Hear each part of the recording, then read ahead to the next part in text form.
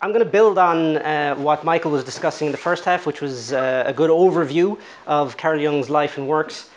Specifically, I'm going to drill a little bit deeper into two aspects of his psychology, persona and shadow. To help with that, I'll recover or recap a little bit on some of the things already discussed. So that'll be an introduction for those who didn't make the first part and a refresher for everybody else. Persona and shadow we can understand as complementary complexes. So they work well together in observing our behavior in relation to Jungian principles. And we can help ourselves by observing how they interrelate with each other. There was mention of a roundtable discussion at the end. This is part of the designed format. We've lost a bunch of the tables, so we're scrapping that. We're going to have a discussion at the end. We'll divide the room in some sort of way, and then everybody will be able to gather in those groups and discuss the ideas that we've been talking about, first half and in this talk. So you can share ideas and insights about what has resonated for you through all of these Jungian examples that we're sharing. And then someone from each of the groups can share a summary of that discussion with the whole audience. So we have a good exchange of ideas and insights and a sharing of the experience from the talk. But we'll get to that. First, I'm going to recap a little bit on some of the basic Jungian principles around the self, ego, consciousness, complexes, just to give us some of the framework and terminology to help us understand persona and shadow. So, I think Michael may have used a similar drawing. Hopefully you can all see the board. Jung talks about the self like a totality. So we are, he says, the center and the circumference. But we are also more than the sum of our parts. There is a totality to the individual, to the human being, to the self that we're trying to understand. Helping us to understand that totality, that individual, excuse me, that individual being, we want to also understand some of the component parts or complexes, some of the fundamental aspects. As Michael also illustrated, we can divide that self into the conscious, I'm going to abbreviate here, the conscious, the personal unconscious, and the collective unconscious. Okay, so we have these divisions, these different layers of the self, and the collective unconscious, as was discussed earlier, is populated with these archetypes, or these kind of timeless symbols or images, representations of a universal nature. Fueling all of that is what's referred to as libido. Libido is the psychic energy that's running through the psyche. Today, I think mostly our association with libido is sexual libido. That's kind of a holdover from Freudian terminology. But for Jung, the libido was not purely sexually driven. It's the libidinous psychic energy that's fueling all of the psychological phenomena that we experience. So, complexes then are described as a collection of internal images born from experience which magnetically draw libidinous energy to them until they develop a level of autonomy within the psyche. So to translate, we have some sort of experience. To be simplistic about it, I'm going to say a trauma. And it's not always going to be the case, but it's easy to relate to. We have a difficult experience, a traumatic experience, and it creates almost like a splintering effect in the psyche. In the unconscious, something is repressed and something kind of splits away from the rest of our inner being. This inner symbol that we then kind of create inside ourselves related to that experience becomes magnetic, drawing a lot of libidinous energy to it and becoming almost supercharged, a little trigger inside us that will react if we encounter something that reminds us of that previous experience. Okay? And in that way, it develops a level of autonomy from the rest of the psyche because it can take on a mind of its own. It can develop its own behavior, which would be typically characterized as neurosis. But there are also functional complexes. Again, they're not all just born of trauma, they're born of experience. And Jung talks about the ego itself being a functional complex that arises out of our sense of self-awareness. Like a mirror that we use to reflect. That's the ego. It's a tool that we use to observe and to relate. What can happen, often happens, is that looking at the mirror, we fall in love with the mirror. We fall in love with our reflection. We start to identify primarily with the mirror instead of seeing it as a tool that we're using to understand ourselves. So this is the challenge with the ego. We can unconsciously identify with it as us. I am the mirror, instead of realizing that I'm simply observing a reflection of myself through this inner tool. Because we all have egos, that's not the challenge. Egocentric behavior arises when we believe we are our ego, or the ego convinces us that it is our most defining element. So then there are, of course, many other complexes forming for a variety of reasons, all comprising of this balled up, repressed, frustrated, libidinous energy. And they can then become like little renegade egos inside us that can take over. The analogy I've come across before is like a bus, that the self is a bus, the ego is the bus driver in charge on the safe path. Then, of course, you have dozens of screaming little school children in the back, bouncing off the walls, full of energy, and for whatever reason, the bus driver falls asleep. And then one of the children is behind the wheel. Delighted, now he's in charge, which is representative of neurotic behavior, because what happens is one of these renegade egos comes to the front, takes over, they're driving the bus, and generally they drive us off the road.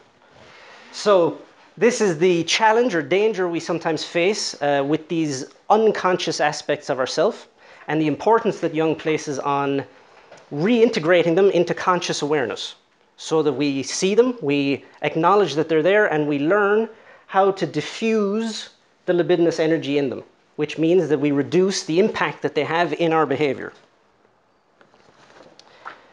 Okay, so that's ego as a personal or a functional complex. Persona, which we're going to look at now, is also a very important functional complex. The word persona, does anyone know what that means, where it comes from? Greek mask. So in the mystery theater of ancient Greece, the actors would play in many different roles. And to do that, they would have different masks representing those different characters. So Jung, understanding the symbolism behind this word, took that as the title for this characteristic, because the persona acts as a mask that we wear to create a social image of ourselves to fit into the world. So it's a mask that is in a way paradoxical, because it feigns individuality. It looks like it's creating an individual identity, but it craves social acceptance. When we peel the layers of any mask a little bit, we see that it's a kind of a reconciliation between the individual and the collective, as we're shaping a version of ourselves that conforms to how we think we should be, or how we think we should behave in the world. What does that become? Then it becomes our name, our title, our status, our position, whatever that is. Generally a pretty two-dimensional representation of who we are, but one that we often judge ourselves and others by. We tend to relate to each other based on the mask more than our true, deeper sense of identity. Again, not inherently negative. We need to have a way of filtering the ego. We can't go around with just raw, exposed ego all the time. We need to have something to channel that and to conform to some base kind of civil, societal agreement. So it has an element of protection in that way. But again, the challenge is when we over-identify with it. And so it is a question then of identity. What do we choose to identify with in ourselves? The persona, the self-image, isn't the problem. It's how authentic is it? How much does it reflect who I really am versus this version of myself I think I need to be? But it can be observed that we don't do this naturally. We don't express ourselves authentically, automatically. So why is that? Why do you think, what is the challenge we have in being more authentic in the world today? Social acceptance. Vulnerable. It makes us vulnerable, social acceptance. We are disconnected with our inner being. Yeah. So we don't actually know. Bingo. What we are. These are the two main reasons. It's a kind of a social conforming that we feel we need to do, and it's also we don't actually know who we are. And so that brings up the timeless, universal, philosophical question, who am I?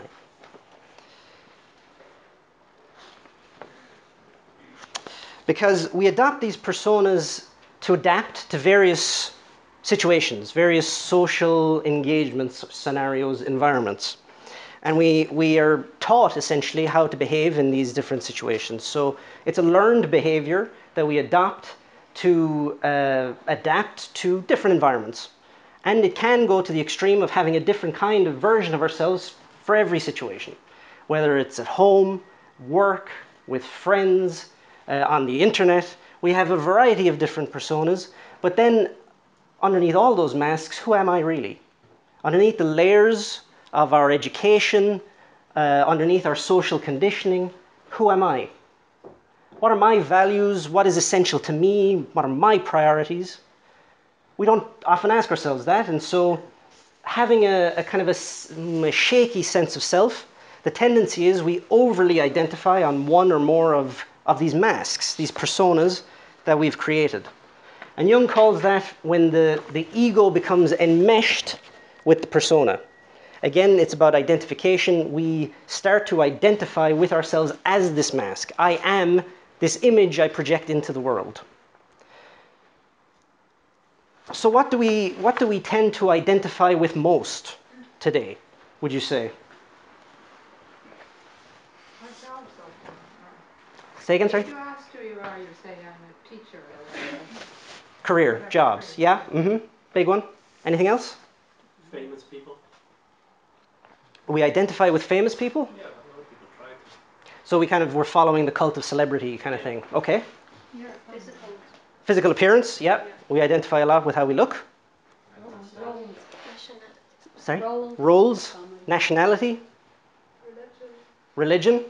Okay. So what can we say about most, if not all of those things?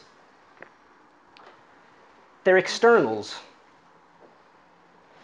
Appearance, position, job, family, house, these are all external things, which Jung, and even before him, many traditions, the Buddhists I'm thinking in particular, warned against the risk of identifying solely with external things. Why? Because they don't last. And career is a big one. You know, the job thing, like this lady mentioned, when we introduce ourselves, we say, I am a janitor, teacher, taxi driver, I am. Already, and we shouldn't underestimate that because words are significant. And in our language, we are identifying when we say it, I am what I do. But does what we do for a living really define who we are? No. No. Most people would agree, no. But we tend to let it. And in fact, it's not what we do, because if I'm a janitor, if I'm a taxi driver, if I'm a teacher, does that immediately tell anyone anything about what my dreams are, what my aspirations are, what my understanding of education is, what my relationships are like? Not really. What's more telling, more defining, we could say, is not what we do, but how we do what we do. Because do I do what I do well? Do I do it with a sense of pride in doing it? Do I do it with the best of myself? Do I confront new situations with courage? Do I deal with people with compassion and so on? What qualities do I bring to what I do? Because that's more related to who I am. Because otherwise we judge it based on labels, and that mostly is based on preferences. Because if somebody says I'm a janitor, you know, the initial reaction is, oh, that must be terrible. Personally, I wouldn't like to do that job. But does that mean that that's not a good job, that that person can't be happy doing it, that they can't do it well and with a sense of self-respect? Because in reality, anything that we do can be a tremendous source of dignity if it's done well. That in itself is much more indicative of who we are than simply the label of what we do. And what Jung talks a lot about with persona is the risk that we have with over-identification in any of the personas of facing eventually an identity crisis. Because to take the career example, if our whole sense of self is invested in what we do, if we lose our job, then our whole sense of self is gone. And that's very common. We can see that for a lot of people. And 10 years ago in particular with the crash, it was left, right, and center. People's entire sense of self out the window, job gone. Who am I now? Without this to define me. So Jung talks about how we can work to rebuild ourselves after these crises to come back stronger. But what's also important is actively, I would say, to try and inoculate ourselves a little bit to these crises in the first place, which is to question ourselves on how we identify with ourselves. What do we identify with? And rather than identifying on external things, to start to withdraw our sense of identification inwards, that we identify with what is timeless, universal, essential in us. Like Michael was talking about in the first half with the spirit, consciousness, conscience, whatever you prefer to call it, there is this timeless aspect, the seat of all our values that we have. And so connecting with our values, principles, ideas, and ideals gives us a much more stable sense of self than the car, the job, the Facebook status, whatever, outside of us, which we can lose very easily. Because our principles, once they're clear, nobody can take them away from us. So what's suggested there is, in a way, a kind of a transcendence of these external things. Because it's important also not to go to the other extreme of saying, fine, no stuff, I'll throw everything out the window and I'll go live in the hills. You can if you like, but no one's suggesting that's necessary. It's not that we have to do without things, it's that we want to learn how to transcend the need for things. It's different. It's less extreme. And it's actually more of a challenge because it requires a lot of attention, a lot of will to be able to elevate ourselves and have things but not be enslaved by them. That we have possessions but they don't possess us. That's transcending. If we don't transcend, we tend to descend, and then we're just chained to everything that we've worked so hard to have. What Jung talks about then is how, when we do have these crises, and it's inevitable really because we all have an investment in a persona, one or another, and reality will at some point come to challenge that self-image that we've carefully crafted. So how do we face that crisis when it does happen? Jung talks about the way not to do it, which is regressive restoration of the persona. And he writes about the risk that we have when a persona is shattered, we've lost the mask, and then to protect ourselves, we recreate it a little bit smaller than before. We take up a lesser role. We conservatively protect ourselves so that we don't go through the ordeal of that trauma again. Whatever the experience is, we don't want to relive it, and so we protect ourselves. So, to explain that a little bit, imagine this square is our self, our persona, our personality in the world. Let me go a different color here, red. And we have ego, consciousness, awareness, a consciousness inside ourselves that sheds light, like a spotlight.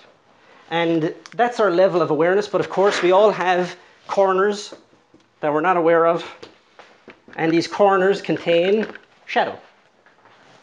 And so that area is where our fears reside, the unknown, the mystery, which we all are to ourselves anyway, a bit of a mystery. And so we don't go into the corners. We stay where there's light, because that's what I know. That's how much I know about myself. But then we have a difficult experience, something doesn't go well, we take it as a trauma, and that persona being challenged in such a way is shattered. Regressive restoration of the persona then is when we replace it or rebuild it, it is now encompassing less space. And so there is more shadow. In a way, what happens is, and it's instinctive because the instinct is self-preservation. What happens is we want to preserve, we want to conserve, we want to protect. And in fact, what happens is our comfort zone gets smaller. Because now I have more fears, I have more anxiety, I have more things that I want to avoid.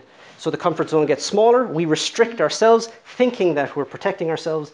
And in fact, it becomes more anxious because now there's more things that I'm challenged by. And the idea of stepping out of that comfort zone becomes even more terrifying. So with time, we run the risk of our comfort zone gradually constricting and constricting until, like in a cupboard inside ourselves, we can't breathe. And then we have neurosis, anxiety, panic attacks, all of the things that psychologists have been dealing with for many years. So what Jung talks about is the importance of taking these crises as an opportunity to evolve. And again, it's very Buddhist because they talk about suffering being a mechanism of growth. If we engage with it, if we try to avoid it, pretend it's not real, it won't happen again, then we're going to start protecting, self-protecting ourselves into a hole. But if we engage with it, we accept it, we work with it, we learn from it, and Jung talked a lot in symbols, he talked a lot about alchemy and mythology, like the phoenix, being born from its ashes, we rebuild ourselves stronger than we were before. Otherwise, trying to protect ourselves, we'll be confronted with the same challenges again anyway. I don't know if you've noticed, when we try to avoid something, that's the very thing that we keep on facing. Yes, because it's there to teach us how to overcome it, and how to overcome it from inside, because while we tend to look at these things as external circumstances, it's triggered by the world, it's everybody at work, nobody understands me. In reality, they're all expressions of our own inner conflict that we're wrestling with. And in doing that, Jung says that we develop a healthy persona because it becomes more closely in tune with who we actually are. It becomes an image that we project based on experience, based on these victories of overcoming ourselves, so that it is more closely connected with our real identity and not something that we've fashioned just to conform. Otherwise, the challenge is that we enter into a kind of a disconnect with the way that we think, feel, and act. And I think Michael talked about this a little bit as well. The persona can betray us a little bit. In our bid to conform, to fit in, to be recognized, whatever it's seeking, often we can compromise our own values. So the way that we think and feel and act don't always correlate. And we don't feel well when that happens. It's kind of, I think the technical term is yuck. We just don't feel good. Because it is a form of hypocrisy, and that's a heavy word. We tend to save that for our politicians, but I think we're all a little bit hypocritical. Because how often do we say something and we do something else? Or we say we're going to be somewhere and then we never show up. Or we sacrifice our values to avoid a conflict because we think it'll be easier. But you don't feel good after. So a more authentic persona then is the result of reconciling those conflicts inside ourselves. Jung says that we want to reshape the persona to a harmonious expression of who we truly are. And this is what philosophy has been referring to for thousands of years as ethics. Nothing new. But this image that we have of ourselves, that we've carefully crafted over many, many years, is protecting itself. And in protecting its self-image, it will reject or deny anything that contradicts that image. And so anything that is rejected by the persona winds up in the shadow. That's kind of its function. It absorbs all of the inner content that we don't want to deal with into the shadow. So the shadow can be defined then as another functional complex, but one that resides almost entirely in the unconscious, surfacing only from time to time when our ego defenses are low. So when we're very tired, intoxicated, or even I would say when we're just acting very unconsciously, autopilot. We're not really present, and then the shadow can just, it can just pop up, and that's when something happens. We snap at something because we're not present, we're not attentive, and one of our elements of the persona that's been hidden, shows its head. Because the shadow exists, well, any shadow exists because of what our body hides from the light. So the psychological shadow exists because of what the persona is hiding from the light of consciousness, from ego consciousness, as Jung would call it. So it shields itself from conscious awareness, and we hide everything that we can't integrate into that image that we have of ourselves into the shadow. Which implies that there's not a lot of nice stuff in there. Because, I mean, the shadow is not, or the persona, I should say, is not entirely superficially motivated. We also have an image of ourselves as good people, I'm sure. We want to interact well, we want to get on with each other, we want to do the basic kind of common courtesy thing. And so the darker impulses that we all have tend to be relegated to the shadow. So everything that's deemed behaviorally bad is shoved in there. Things that we're capable of but we don't want to accept as they contradict the image that we have of ourselves as a good person. Again, that's not bad because we want to refrain from expressing these things. And to deal with that, we don't want to vent them because sometimes the school of thought is that, okay, to exercise my demons, I'm going to vent my toxic waste out into the world so I feel better. Well, good for you. You might feel better, but I worry about the environment, i.e. other people. Because some things are better kept to ourselves. Just wildly going around unmasking everything is not necessarily the best thing for a collectivity. But what we can do is, in acknowledging their existence, already we can largely diffuse the mad libidinous energy behind them. Because they exist by the very virtue of the fact that we don't accept that we're capable of these things. That's not me, no. Okay, but it's possible. When the shadow emerges, oh no, I was drunk, I wasn't in my right mind. I was very tired, that wasn't me. Okay, but it's coming from somewhere. So we need to analyze that, not in great detail. It's not to go wade around in the inner muck, but simply to acknowledge, okay, that's something in me, that's interesting. How can I work with that in a way that minimizes its impact? What helps us to work with the shadow is understanding that we don't need to fear it. Because while it's true that there's a lot of challenging, perhaps negative things in there that we wouldn't want to tackle directly right away, what's interesting is that Jung is very clear that the shadow contains 90% pure gold. All of our repressed potential is in there too. Because it's really anything that contradicts this image of ourselves that the persona has created. So not all of it will be bad. If we're conditioned, educated in a system that teaches us that it's every man for himself, that it's dog eat dog, that it's survival of the fittest, that it's the law of the jungle, this isn't our society, this is somewhere on Mars, I think. Then what happens is, well, we repress the best in ourselves to fit into that model. That's a general example. But we also have some other simple examples, like pleasing people. I'm sure nobody here is a pleaser, but we may know somebody who's a pleaser. And a pleaser will present a form that they think will make everybody happy. And often it has to be multiple forms for different people or groups. So everything about themselves that they have to repress to maintain that persona of a pleaser into the shadow. And of course, there is the possibility of those who, as we mentioned, really have no sense of self and so have to develop a persona for every day of the week, every situation, to try and fit in. With that level of kind of division internally, there's going to be a lot of repression, a lot of content, ultimately a lot of potential that is going to be put into the shadow. But what we're repressing doesn't go away. It doesn't go anywhere. It's just in waiting. And that's when it pops out. Again, when ego defenses are low, or we're acting instinctively, these things emerge in our defects of character. But that's why it's 90% pure gold, because it's all of our potential that we've been hiding. That's the thing about defects. We think defects are purely negative, but defects actually are a tremendous source of potential, because they are in fact lackings. That's what defect means. The word defect related to vice, which is a very old-fashioned word, but that comes from the Latin vitiare, meaning lacking.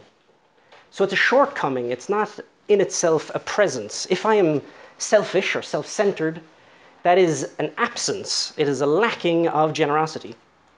It's a different way of looking at it, because we're missing something inside ourselves. And that's the potential. It's the potential to fill that gap, to integrate that shortcoming and transform it, like Jung talks about with alchemy, from lead into gold. We transform the defect into a quality. We transform patience or impatience into patience, cowardice into courage. Whatever we're lacking, we can develop its opposite. But we have to be aware of what we're lacking in order to do that.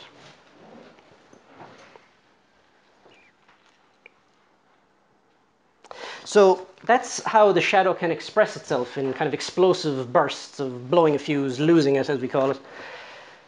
But what's more prevalent is that we are, in a way, constantly venting the shadow through projections. Like a cinema projecting onto a screen, we're projecting our shadow unconsciously onto the world around us and onto everybody, in the form of our unconscious bias, prejudice, preferences. A lot of the time, what we can't integrate or face about ourselves, which is in the shadow, gets projected onto everybody else. So if we don't own our shadow, we look through the filter of it and judge others in accordance to that shadow, unconsciously, to justify ourselves.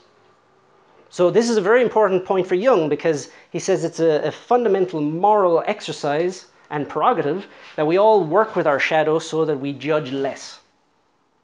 Because, and it's very interesting to observe in ourselves every day, there could be a situation or a person that just makes our blood boil for no apparent reason. Ah, yes, I see some recognition there. Yes, we're talking about fundamentally human things here. So there's somebody or something that just gets our goat, pushes that button, that trigger.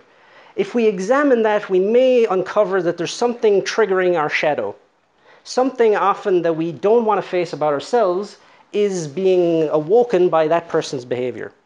Either something that we have or something that we lack. And so there is this kind of unconscious magnetism that they draw out our shadow. We project it onto them because we don't want to recognize it in ourselves, and then we can blame them for it.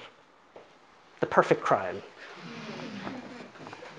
But this is more dangerous when we talk about it on a collective scale, because what the shadow does when we project it is it dehumanizes the other person. It transforms them from an individual into our shadow, our thing that we don't want to face, and they become the other. So then it's me versus you, it's us versus them. And when it happens on a collective, mass collective scale, it can happen on a national scale. One of the best historical examples would be Nazi Germany. Because there was such an upheaval of collective unconscious that an entire country developed a mass neuroses where their shadow was projected onto another, the Jewish community, and they became subhuman, which allowed for the atrocities that we're familiar with to happen. And Jung lived through that. He saw what happened in World War II, and he could see that that mass movement of the collective unconscious, the shadow of the collective unconscious, was manipulated by the Nazis to allow that to happen. And we could be so bold as to suggest that there's some parallels today. I'll pause there for you to make your own conclusions. No judgments. No, but observations. We can make observations. There's a lot of challenges in modern politics, in a lot of modern democratic countries, not just our friends across the water, but also in Europe. There's a lot of countries where the far right is gaining traction because this fear, this unconscious, irrational fear of the other is being manipulated. So that's why Jung says it's a fundamentally moral exercise that each of us individually work to withdraw our projections, to withdraw our prejudices, so that collectively, the collective shadow dies down. So when we're triggered, when we hit that moment of "Look, something gets us, gets our blood up," it's to simply question ourselves, what is it? What is it about this situation that has invoked this response? That person, these people, whatever it is. Now, maybe it's an injustice has been done, but also in that case, to analyze our behavior a little bit and understand what in us has reacted. Is it conscious? Is it unconscious? Is it instinctive? Is it our persona has been challenged? Or is it an aspect of our shadow has been triggered because what's happening around us is representative of something that we're not ready to face in ourselves? And in that way, we shed a little bit more conscious light inside on ourselves and on those elements that then we can reintegrate into the consciousness, which is a big part of what Jung talks about with individuation, that we expand our sphere of consciousness so that we reintegrate all of these renegade egos, all of these elements of the shadow back into conscious light.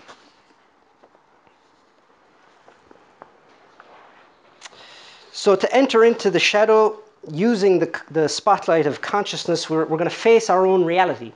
We're going to shed a bit of light into those shadows, into the corners where there are, well, it's unknown, but we assume there's monsters in those corners.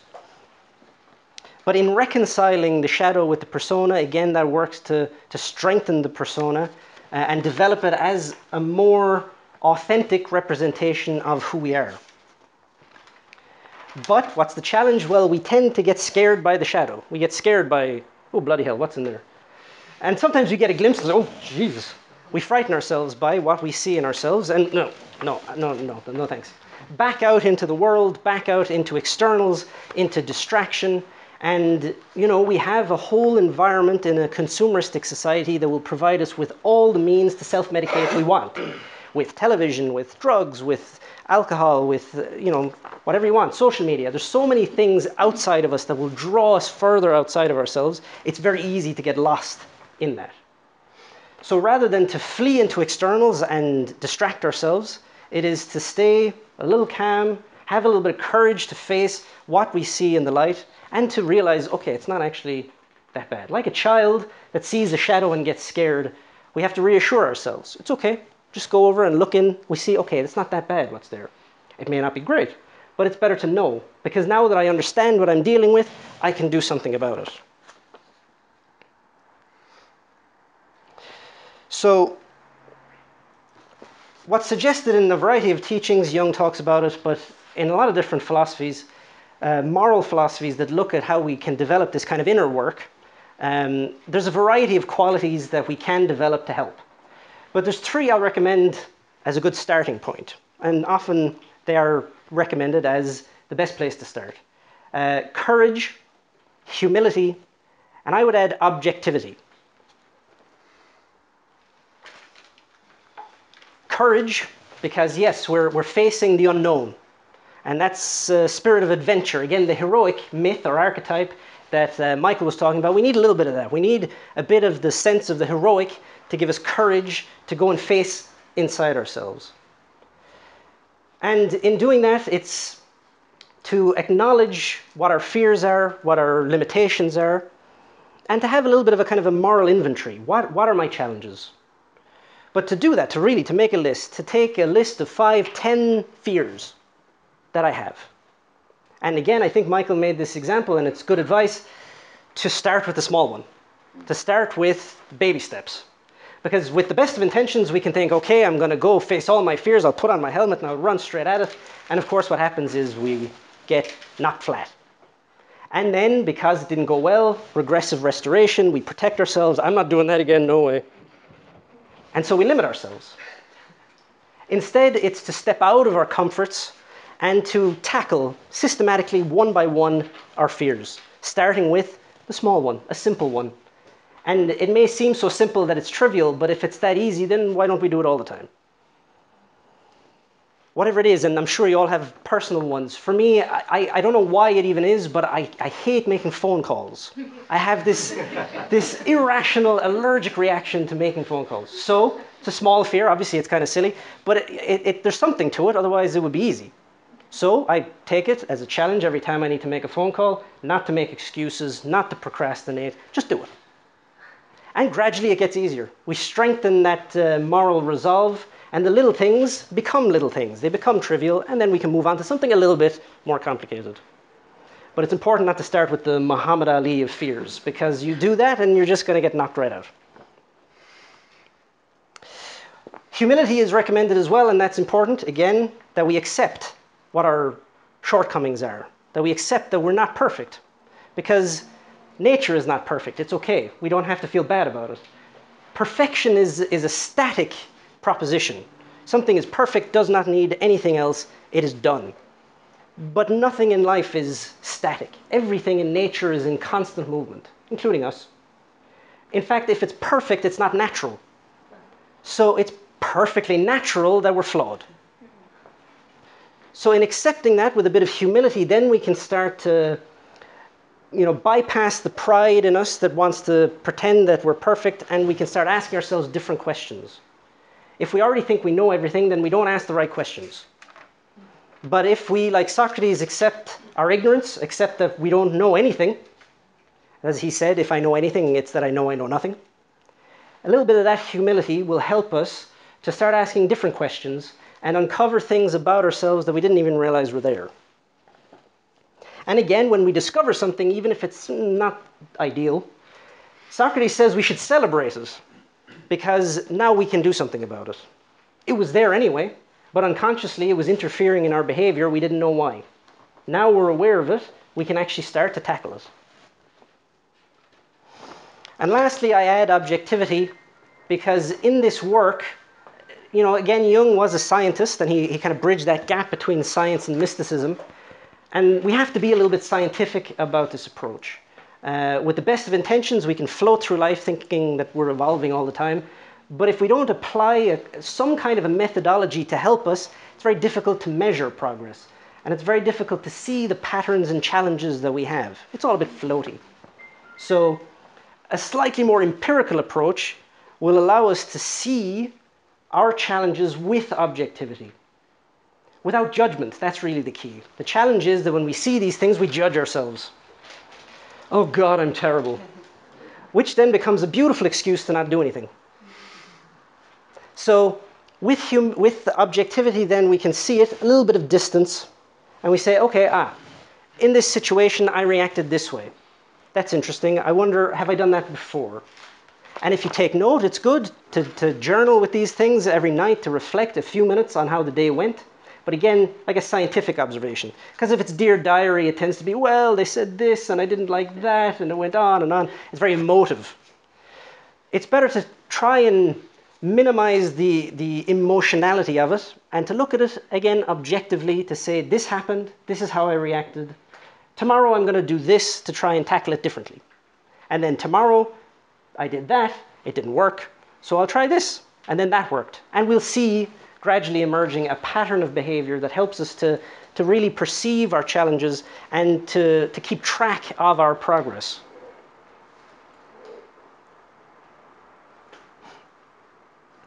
The important thing, I think, for what Jung talks about with individuation is that we have everything in potential within us already to be complete, to be a total being. It's simply through the process of developing our conscious awareness and facing, confronting, and overcoming those limitations that we awaken that unity or totality of self. Otherwise, again, we get drawn into externals because we think that the externals will give us a sense of completion. Generally, it doesn't seem to be the case. So Jung's entire life's work, which I think are very well encapsulated with this relationship between persona and shadow, illustrate the importance of entering into that methodology for ourselves. And it's very practical. It's not in any way elitist or restricted to any one people. It's a totally universal humanitarian approach, I would say very philosophical. And in its daily practice can help us to create that sense of self that's more stable, more connected with who we really are, rather than external expectations, which breeds in us, I would say, more confidence. Because we're sure of ourselves, who we are. Our confidence isn't based in externals, in what we have, in the diploma, in any of these things, but who we are, what our values are. And that confidence ultimately, Socrates says, brings happiness.